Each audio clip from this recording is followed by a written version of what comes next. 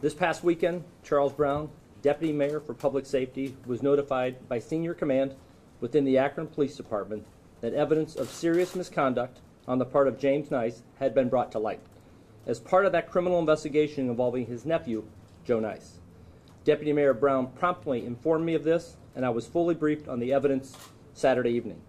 In light of that information, I requested James Nice to resign, citing evidence of conduct unbecoming of an officer, including making derogatory statements about fellow officers, inappropriate contact with a city employee, and allegations of potential criminal misconduct relating to the ongoing criminal case involving his nephew.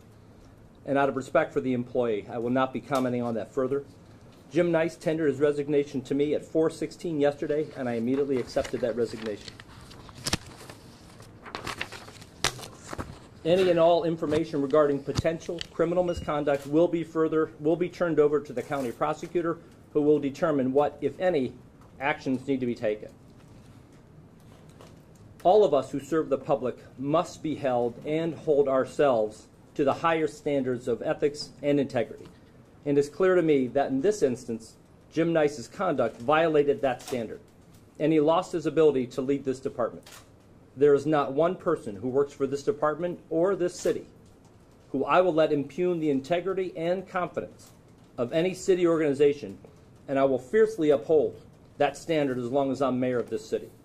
What is clear to me, though, is that the men and women of the Akron Police Department acted appropriately, swiftly upon receiving information of misconduct. At every step of the way, investigators put what was right above everything else. I have complete and full faith and confidence in this department going forward. I have asked Major Ken Ball to serve as provisional chief of police.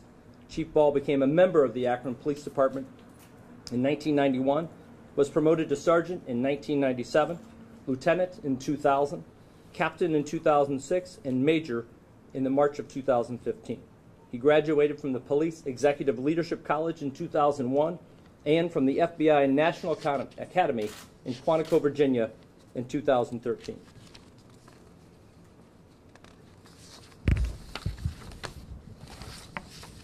I want and I need our citizens to know that we are blessed to have an experienced and a man with the sincerity that Chief Ball brings to the position. He has my full support and, quite frankly, as important, my trust as this department works to ensure that our level to the community remains high, our level of service. In the coming weeks, I will work to name a permanent chief in accordance with the charter of the City of Akron. And with that, I'll invite Chief Ball to say a few words. Afterwards, we'll take a few questions. Chief? Good afternoon. I am angry at the circumstances that have brought us here today. It's an embarrassment. It doesn't meet the standard of the Akron Police Department, and unfortunately, this organization and members of this team will suffer. And I hope that we can do as much as possible to stem that.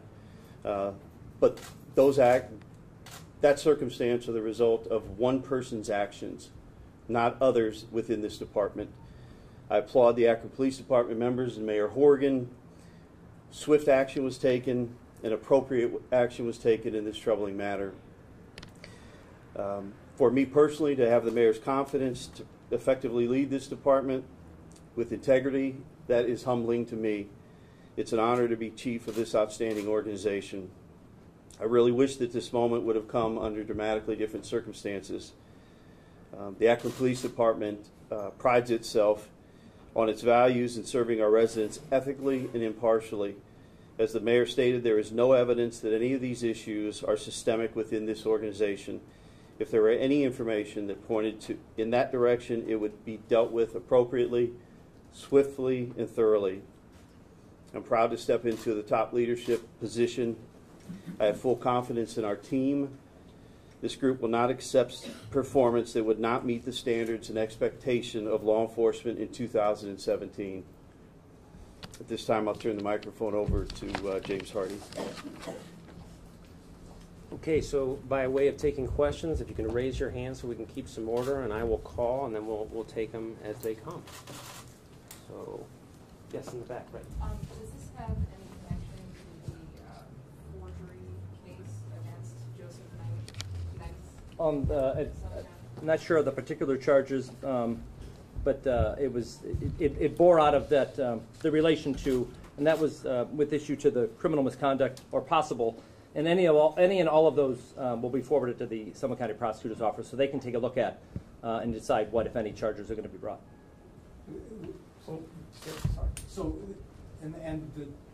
This issue with the prosecutor, this is specifically related to his comments regarding his nephew. I can't comment on the comments that he made about his nephew, but I can tell you all of the things as part of that investigation, we're referring back to the prosecutor so they can determine what, if any, if there's any relation to those two things.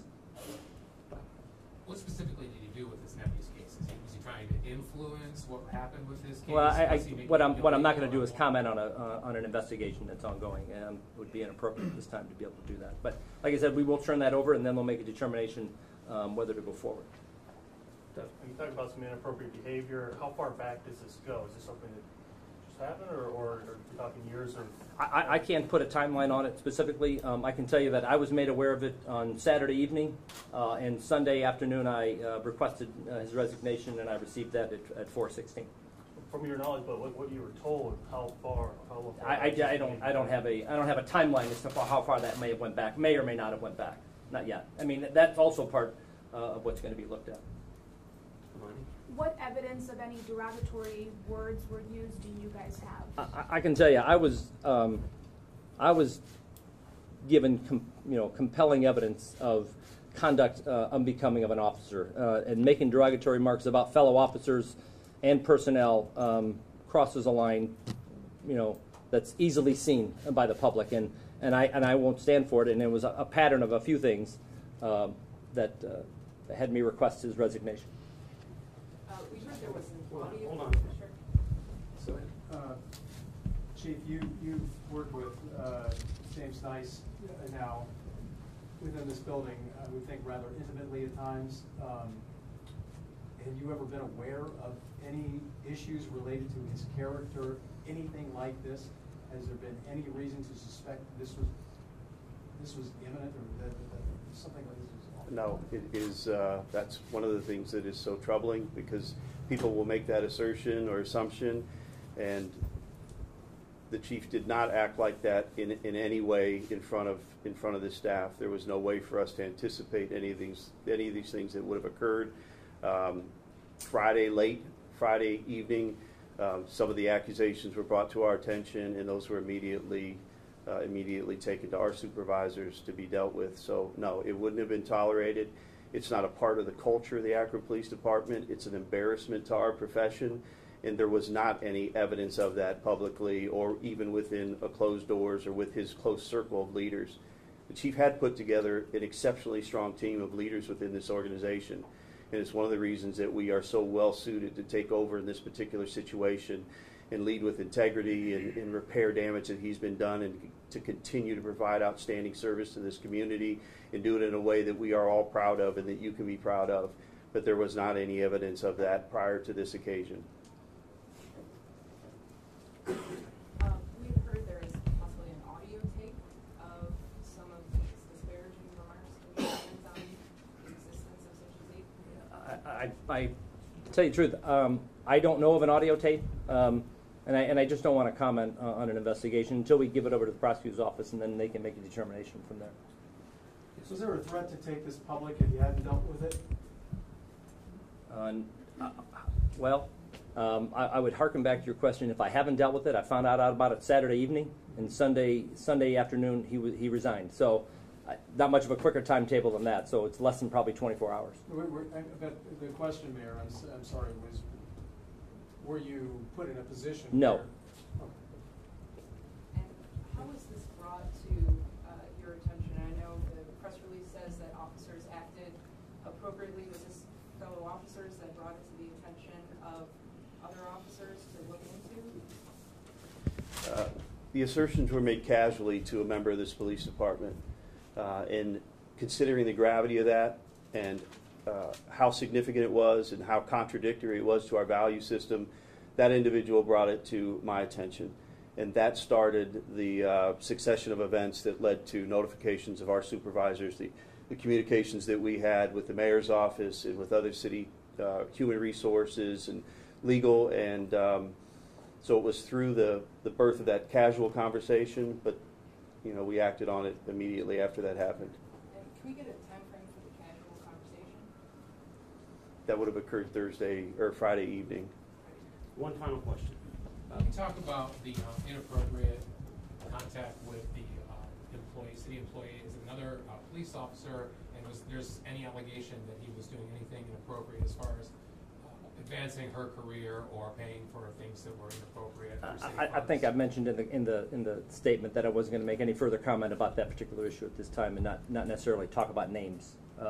But there's a level of conduct that the evidence that was presented to me made it well beyond acceptable norms of behavior to be able to have that go on in a leader in that department. So the decision was made, like I said, Saturday evening after the communications with Deputy Mayor Brown, meeting with me, and then Sunday afternoon requesting his resignation.